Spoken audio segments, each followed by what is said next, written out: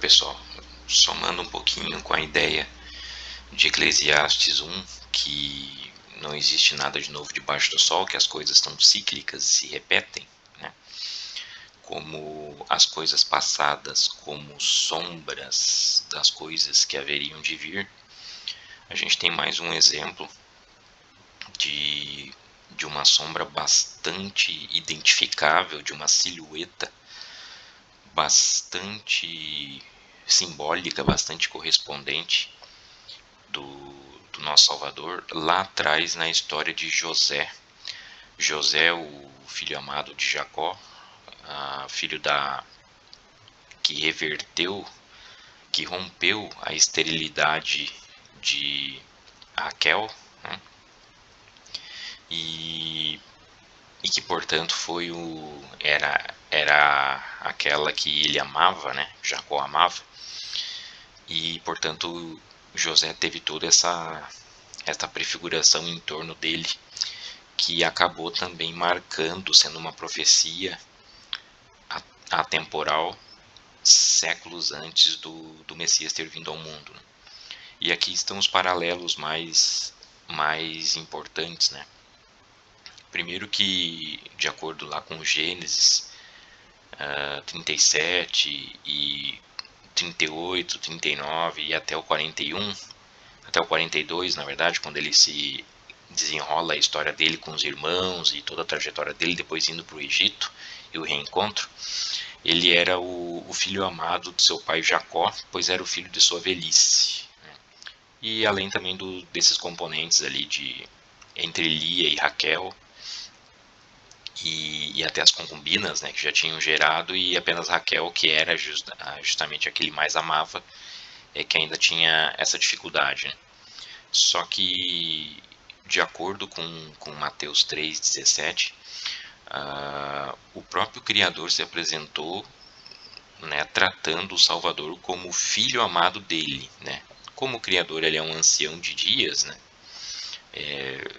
E a definição mais expressa desse termo, ancião de dias, porque ele é eterno para trás e para frente, certo?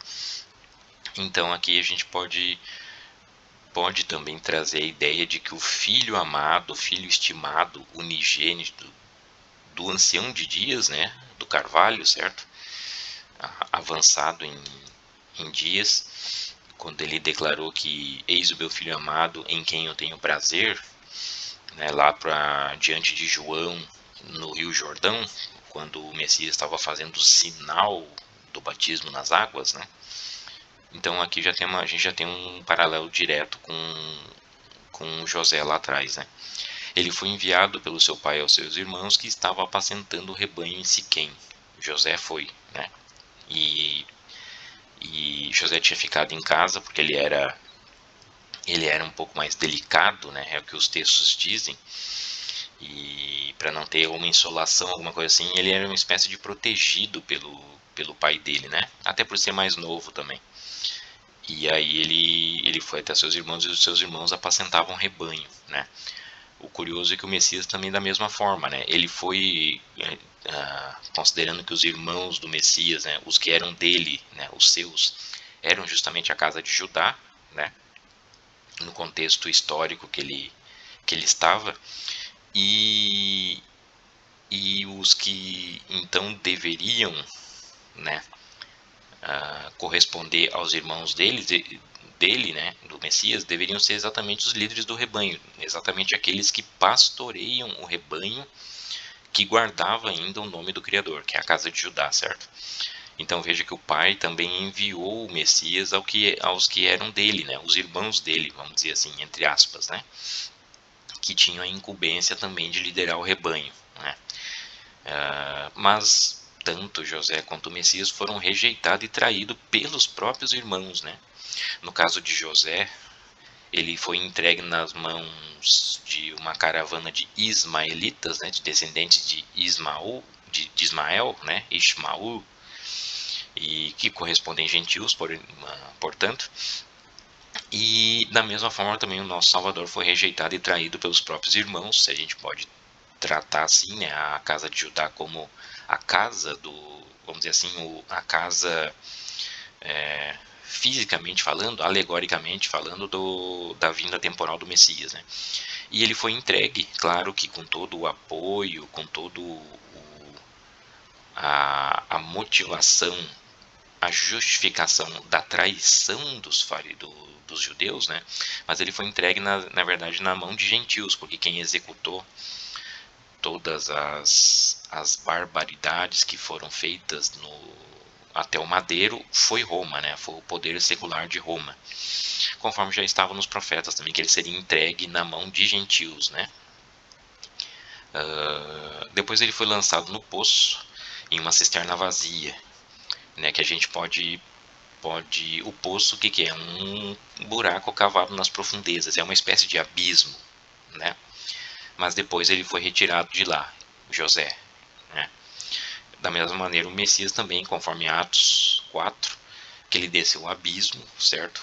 Mas depois foi retirado de lá. No caso, seria a ressurreição, né? Ele ressurgiu. Ele foi retirado pelo próprio Criador, na verdade, né? Como primícias dos mortos, de maneira que a morte ficou abaixo de seus pés, vamos dizer assim, né?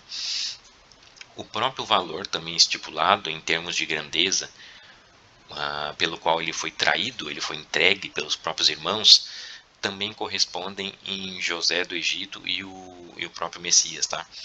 E porque na Bíblia romana, propriamente dita, a coletânea romana, o texto do Gênesis diz que, e foi até hoje conhecido assim, e essa história se perpetuou, né, de que ele foi vendido por 20 moedas, José do Egito, né, foi por 20 moedas, é o que está na Bíblia romana, 20 moedas, né. Mas o Messias tá bem claro lá, inclusive já vindo desde os profetas, de que o preço, na verdade veio desde a lei, tá, que o preço estipulado por escravos seriam 30 moedas de prata, né? E depois Zacarias vai trazer também a profecia de que o Messias em espírito, né, ele teria sido avaliado pelos homens por 30 moedas, que é exatamente o preço de um escravo, e que essas moedas fossem lançadas ao oleiro, né, que foi justamente o que cumpriu com a vinda dele, porque ele foi traído por Judas Iscariotes, né, exatamente por esse preço, comprado pelos fariseus, né. Bem dizem que essa passagem é muito conhecida, né, mas bem dizem por aí que quem vendeu o Messias na figura de Judas Iscariotes, ele é famoso no mundo todo, né? Todo mundo, até os ateus, conhece essa história. Mas quem comprou ele por 30 moedas, isso nunca é tocado, né? Isso geralmente não se fala, existe um silêncio a respeito disso aqui dentro do Egito, né? Dentro desses lugares aí que a gente estava até pouco tempo e que ainda continuam aí enganando as pessoas nos seus últimos minutos, né? Porque estão nos últimos minutos de vigência, vamos dizer assim, né? Os últimos minutos das atividades deles, tá? E veja então que esse assunto aqui de quem foi que comprou, quem comprou por dinheiro, né, o Messias, isso nunca é citado, né? Mas o complô entre os líderes religiosos, os líderes de religião, aqueles que se ensinam, aqueles que se põem como ensinadores do povo, junto a gentios, ou seja, aqueles que estão afastados, que não compõem a Israel verdadeira, né? Esse complô aí foi o que entregou o Messias à morte, tá? Que condenou o Messias, né? E lá está bem claro que foram as mesmas 30 moedas de prata, que depois o Judas acabou se arrependendo, entregou, devolveu, né, as 30 moedas nas mãos desses aqui que compraram, tá? Os fariseus. E ele se arrependeu e foi se enforcar, né? E aí os fariseus, eles diziam que eles não poderiam devolver esse dinheiro aqui no cofre, vamos dizer assim, né, do templo, porque era preço de sangue. Eles tinham comprado a vida de um homem com esse dinheiro, né? Então eles acabaram lavando o dinheiro, lavagem de dinheiro, né? Eles acabaram, dentro da hipocrisia deles, né, compraram um campo, uma propriedade aí, né, para assumir a posse dela, mas com uma maneira de lavar o dinheiro, né? E esse campo comprado foi exatamente um campo de cujo antigo proprietário era um oleiro, né? Conforme Zacarias tinha exatamente profetizado. Mas aqui a gente tem um livro que está fora, escritos que estão fora da coletânea romana, né? Que são os testamentos dos 12 patriarcas, cada um dos 12 patriarcas, dos 12 filhos de Jacó, eles acabaram deixando escritos, né, no final de suas vidas. E todos eles falaram a respeito do que aconteceu, todos eles, tá? Falaram a respeito do que aconteceu com José. Na verdade, aquilo ali foi a coisa que mais marcou a vida deles, a trajetória inteira deles, essa história, do que eles fizeram com seu próprio irmão. E Gade, um dos 12 patriarcas, um dos 12 filhos de Jacó, portanto um dos irmãos de José, né, que também consentiu e tramou contra ele, ele confessou nesse escrito que ele deixou que ele, Gade, juntamente com Simeão, que era outro irmão, ele vendeu, eles foram adiante dos demais irmãos, né, e venderam José, que estava preso, vamos dizer assim, no poço. Ele tinha sido jogado no poço de maneira que ele não pudesse fugir de lá, né? Ele foi negociado com os gentios por 30 peças de ouro, né?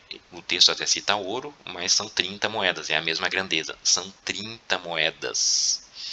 E o próprio Gade diz que 10 delas foram escondidas dos demais irmãos, né? Eu imagino que ele e Simeão tenham inclusive repartido entre si, mas veja, ele vendeu por 30 e ainda reteve 10 dos outros irmãos, esses dois, né, Gad e Simeão, que tomaram a frente da negociação. E depois, quando eles voltaram, eles anunciaram aos demais irmãos que foi por 20, né?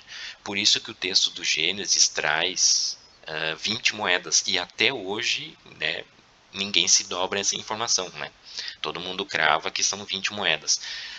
Veja que parte desses textos aqui que estão dos testamentos dos 12 patriarcas, né, eles eram de conhecimento dos hebreus, da tradição hebraica, e alguns deles agora vieram à tona em Qumran, né, isso que foi achado agora aí, juntamente com a última geração de Israel, certo? Mais ou menos na mesma época que a última geração de Israel política surgiu, esses manuscritos foram achados lá como uma espécie de último testemunho pela misericórdia do Altíssimo, né, que está sendo dado para que a gente entenda essas coisas, tá? Então o texto diz lá, tá, do próprio Gade, que na verdade não foram 20, foram 30, e aí a sombra fecha, né? A sombra, mais uma sombra fecha, aponta por todos os outros elementos que prefiguram José como uma sombra do Messias, né? Esse também faz todo sentido, né? Por que eu confio nessa informação aqui e creio no testamento de Gad? Por causa do Espírito, né? Eu não tenho como confirmar que esse texto escrito aqui, ele foi realmente de Gad, ele é original, eu não tenho como confirmar isso, né? Nem que eu fosse arqueólogo. Mas de que maneira a gente confirma? A gente confirma exatamente pelo Espírito, pelo entendimento, que é a única coisa que a gente deve se afirmar, né? Como por todos os outros componentes, né? José é uma sombra bastante nítida do Messias, né? Por que ele seria vendido por 20 moedas, né? Se o Messias foi por 30? Então por isso que o texto aqui para mim faz todo sentido e eu confio plenamente nele. José foi vendido por 30 moedas, né? E Gade e Simeão, eles retiveram 10 dessas moedas para eles e depois anunciaram aos outros que foi o preço que foi estipulado em 20, certo? Eu gostaria de desdobrar esse acontecimento aqui também em conversas futuras, porque veja, se a gente perceber o comportamento, vamos dizer assim, espiritual que Ananias e Safira tiveram em Atos dos Apóstolos diante de Pedro lá, foi exatamente o mesmo, tá? Veja que isso atribulou, esse comportamento que eles tiveram, esse espírito que eles tiveram, atribulou o espírito do Altíssimo e dos 12, tá? Por isso que eles foram entregues à morte. Porque o comportamento deles foi, ou seja, vender o campo, tá? Reter propriedade dele e depois comunicar aos apóstolos lá que o campo foi por tanto, né? Sendo que eles tinham retido parte desse valor, espiritualmente foi a mesma coisa que Gad e Simeão fizeram contra o seu próprio irmão. E pior, o irmão deles prefigurava o próprio Salvador que haveria de vir ao mundo. Então veja que coisa extraordinária aqui que aconteceu e que linka, tá? Por isso que eu confio, né, nesse testemunho aqui, né? Não na letra que está morta, que essa eu não tenho nunca como comprovar, mas no espírito que está aqui nesse texto, nesse acontecimento, né? Que isso também nos dá uma pista do porquê que aconteceu aquilo com Ananias e Safira, lá no livro dos Atos, tá? Vejo que o que eles fizeram é exatamente, é muito similar espiritualmente ao que os irmãos fizeram aqui.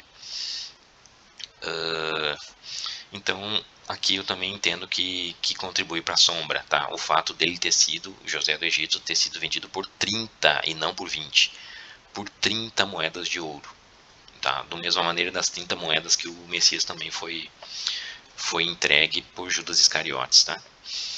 Bom, depois de todo o ocorrido, ele foi recebido pelos egípcios, né? José foi recebido pelos egípcios, claro que com um monte de atribulações, né? Porque teve a questão da mulher de Potifar e tudo, né? Mas ele acabou sendo, depois com o passar do tempo, o Criador honrou ele e ele foi recebido pelos egípcios, né? Da mesma maneira, se a gente entender que o Egito são os gentios, né? Até pouco tempo nós estávamos dentro do Egito, certo? Da mesma maneira também a mensagem do nosso Salvador foi estendida aos gentios, né? Que puseram a sua esperança nele, conforme Mateus 12, do 18 ao 21 lá. Então, de certa forma, é o que está diante dos nossos olhos nesse exato momento, né? Nós, como egípcios, né? Nós fomos, nós recebemos, acabamos acatando ele, né? Veja que ele está resgatando, ele está pescando, ele está trazendo ovelhas de dentro do Egito, né? Isso significa então que o Messias foi sim recebido por muitos que estavam lá, certo? Ele acabou achando graça dentro do Egito, vamos dizer assim, né? De acordo com Gênesis 41, o José, né? Ele estava à destra de seu pai, ou seja, ele era o filho amado do seu pai, estava sempre sob os cuidados dele, né? E depois, ao terceiro ano de cativeiro, ele ficou 2 anos ainda de cativeiro, preso, né, lá no Egito, aliás, José, e depois ele acabou sendo guindado de lá, foi elevado de lá para se tornar a mão direita de Faraó, né? Acabou sendo um funcionário de confiança de Faraó com todos aqueles acontecimentos que decorreram lá, né, durante esses 2 anos, tá?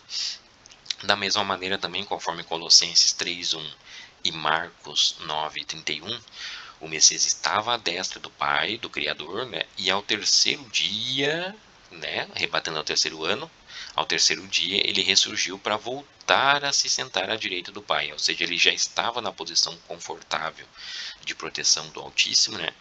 Ele desceu aqui ao que a gente pode chamar de cativeiro, por isso que ele levou cativo o cativeiro, porque ele venceu a morte, né? Isso significa que o cativeiro é o abismo das trevas, é a morte, é isso que nos faz refém. E ele venceu isso, e portanto ao terceiro dia, né, ele saiu do cativeiro, né, assim como o terceiro ano José saiu, para voltar a se sentar à direita do pai, do verdadeiro rei, né. José foi à direita do rei do Egito, o rei de Mitzrayim, né, o faraó. O Messias à direita do pai, do verdadeiro rei, o rei definitivo, certo? Ao contrário de Faraó, que é apenas temporário. Enquanto ele estava preso, né, o José interpretou o destino de 2 presos que estavam com ele. Ou seja, no cárcere, junto com ele estavam o copeiro-mor e o padeiro-mor de Faraó, né? E veja que o destino desses dois, por interpretação de sonho que eles tiveram, né? José, pelo Espírito do Criador, conseguiu profetizar sobre eles, interpretando esses sonhos.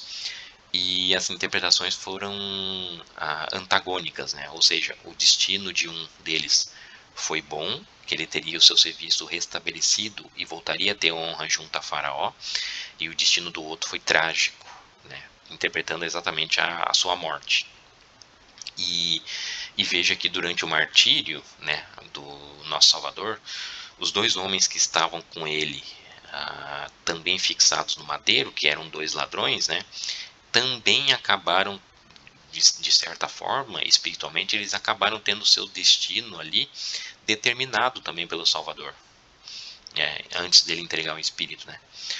Conforme Lucas 23, do 39 ao 43, porque vocês lembram que um dos ladrões continuou com o coração duro, de dura cerviz, né? E se pôs ao lado daqueles que estavam zombando dele e duvidando dele, né? Desafiando ele para que ele descesse da cruz ou do madeiro, né? Eu não tenho certeza, conforme eu já reparti com vocês, eu não tenho certeza sobre o instrumento utilizado, tá, na execução dele, né? Na verdade, parece estar muito mais indicado com o fato de ter sido uma estaca, uma madeira, né? No caso seria, por isso que eu chamo de madeiro, né? Eu não sei se teria aquela barra transversal, mas enfim, né? Para fins de entendimento, isso não é apenas um detalhe.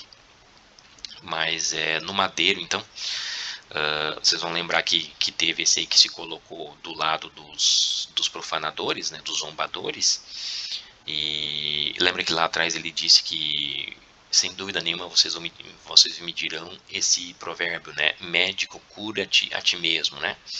É o que estavam fazendo, né? Mas, no entanto, o outro dobrou o coração à mensagem, né? Não era de dura serviço, e reconheceu que o que estava ali era um inocente, que estava sendo condenado, e confessou que ele era o Filho do Altíssimo, né? Tanto é que pediu para que se lembrasse dele no reino.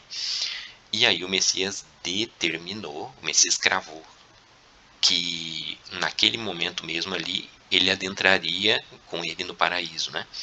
Ou seja, dois destinos bem distintos, né? Porque certamente, né, o destino daquele que confessou o Messias como Filho do Altíssimo não foi o mesmo daquele que estava zombando. Certamente não, certo? Porque do contrário, até essa sombra também não se cumpriria, né?